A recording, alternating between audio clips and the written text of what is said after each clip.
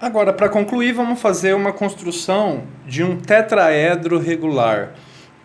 Essa construção, na verdade, ela é um caso particular da última que a gente viu, que é a construção de uma pirâmide regular. Um tetraedro regular vai ser uma pirâmide regular, porém com condições mais específicas. Ele acaba sendo um caso particular de uma pirâmide regular, beleza? A construção é semelhante, mas vamos ver o que tem de diferente nessa construção com respeito à anterior e vamos ver qual propriedade ela satisfaz. As propriedades são mais específicas, né? Ele é um triângulo que acaba sendo um caso particular, é uma pirâmide que acaba sendo um caso particular da anterior. Então vamos lá. Inicialmente, o que a gente vai considerar, a base necessariamente lá era um polígono regular, né? Aqui vai ser um polígono regular, mas mais do que isso, um triângulo regular, um polígono de 3 vértices. Então seja ABC contido em alfa, um triângulo equilátero, né? Então, no caso, esse polígono de 3 vértices regular acaba sendo um triângulo equilátero, de centro O. Então, vamos considerar aqui, é um triângulo ABC, equilátero, de centro O. Certo? Isso é o que a gente tem inicialmente. Então, a gente constrói esse triângulo contido num plano alfa. E aí a gente agora pega a ideia semelhante à parecida, né? Ao anterior, né? A construção anterior, que é o seguinte: dados o plano alfa e o ponto A, existe uma única reta perpendicular a alfa passando por O, certo? Plano alfa e o ponto O, existe uma única perpendicular aqui. É essa perpendicular que a gente vai considerar, certo? Então vamos considerar aqui a perpendicular a alfa passando por O. Então seria essa aqui, ó. A reta perpendicular a alfa passando por O.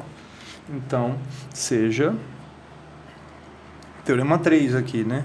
R perpendicular a alfa, tal que O pertence a R, certo? Tal que O pertence a R, essa reta.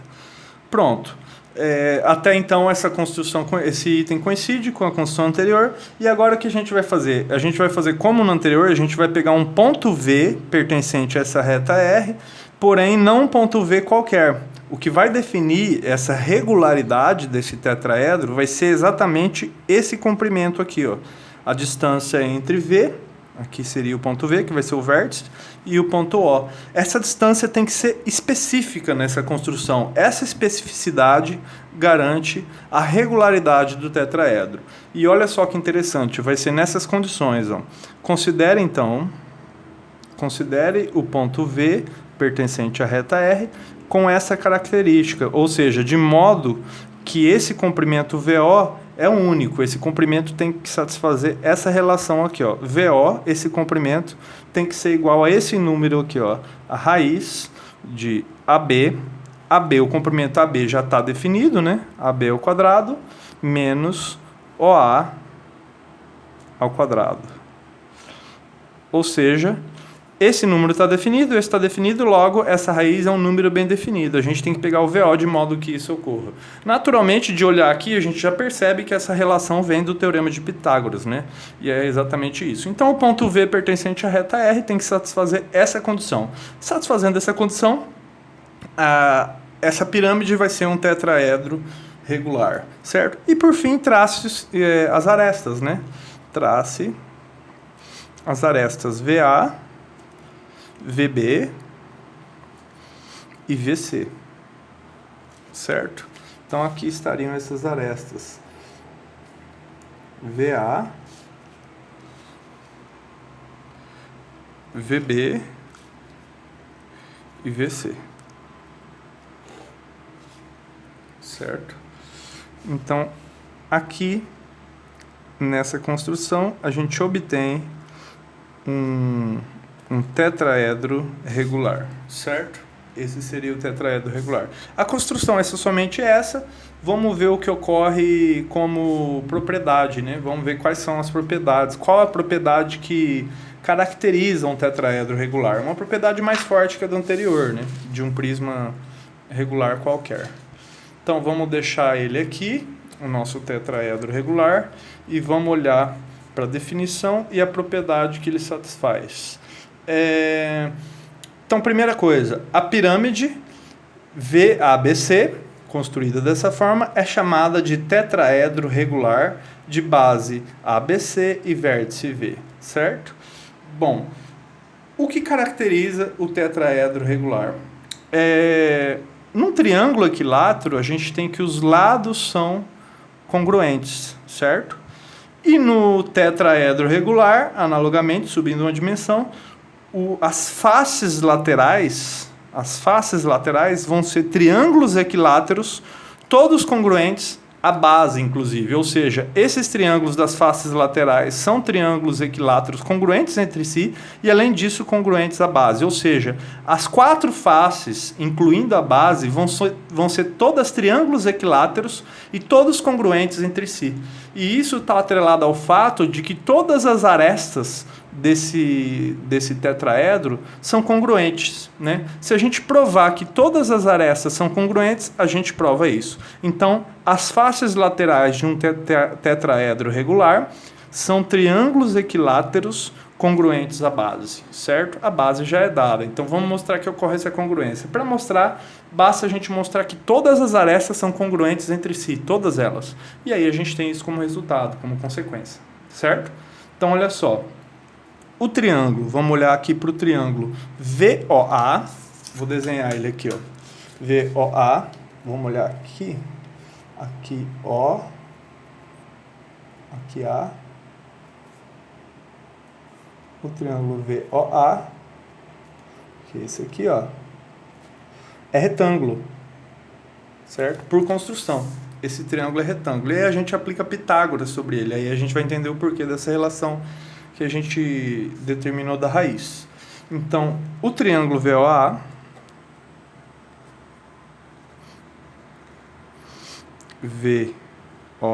que é esse aqui, é retângulo, por construção. Certo? Bom, e a hipotenusa é o lado VA. A hipotenusa é o lado VA. Com hipotenusa,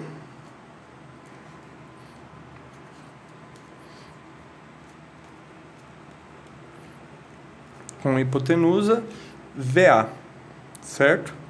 Logo, por Pitágoras, então, assim, aplicando Pitágoras sobre esse triângulo, VOA, a gente vai ter que VA, que é a hipotenusa, ao quadrado, é a soma dos quadrados dos catetos, que vai ser VO ao quadrado, mais OA ao quadrado, certo?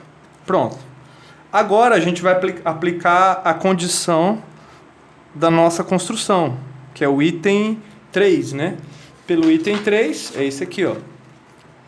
Foi construído dessa maneira, o ponto V. Agora que a gente usa essa condição para garantir essas congruências.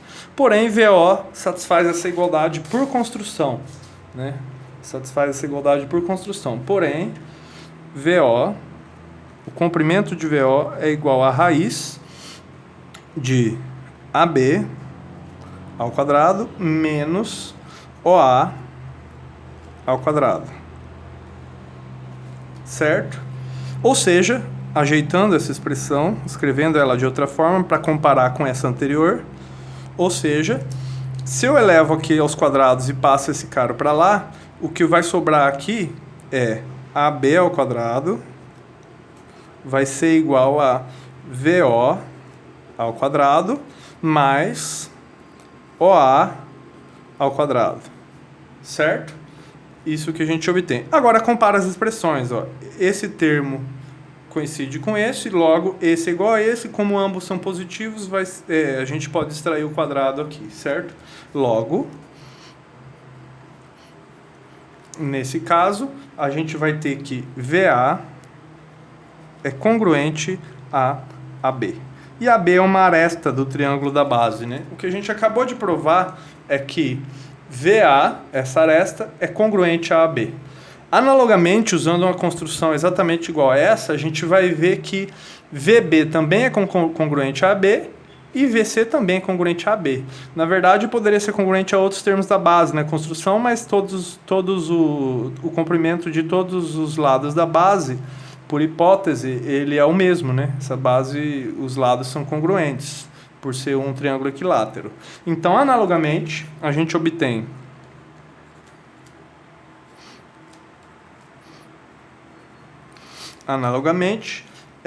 VB é congruente a AB, VB é congruente a AB, e VC também é congruente a AB, certo? Então isso ocorre. Agora, se todos eles são congruentes a AB, eles vão ser congruentes entre si, concorda? Portanto, olha só, se todos eles são congruentes a AB, todos eles são congruentes entre si. Então, VA vai ser congruente a VB, que vai ser congruente a VC, certo? Que, por sua vez, é congruente a AB, que é essa igualdade aqui. Que, por sua vez, é congruente às outras arestas da base. Por quê? Por ser um triângulo equilátero.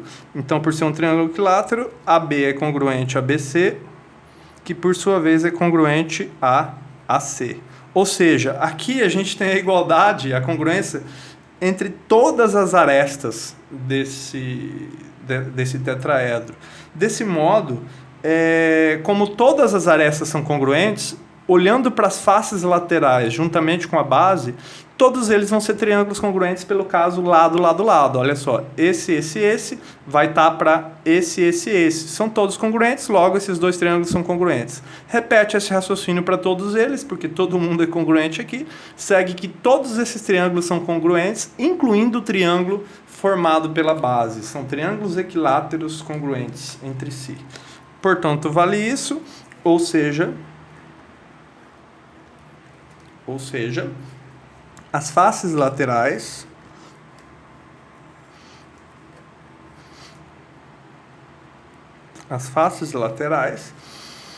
são triângulos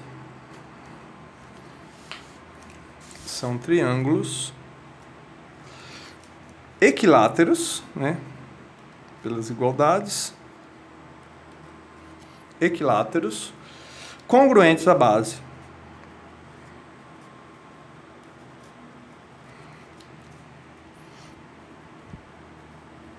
Congruentes à base.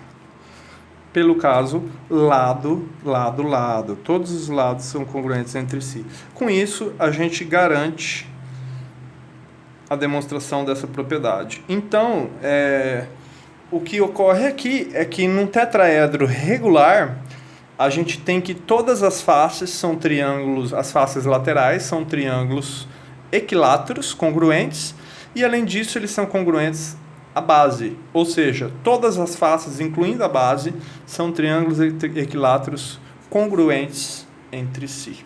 Beleza? É isso aí.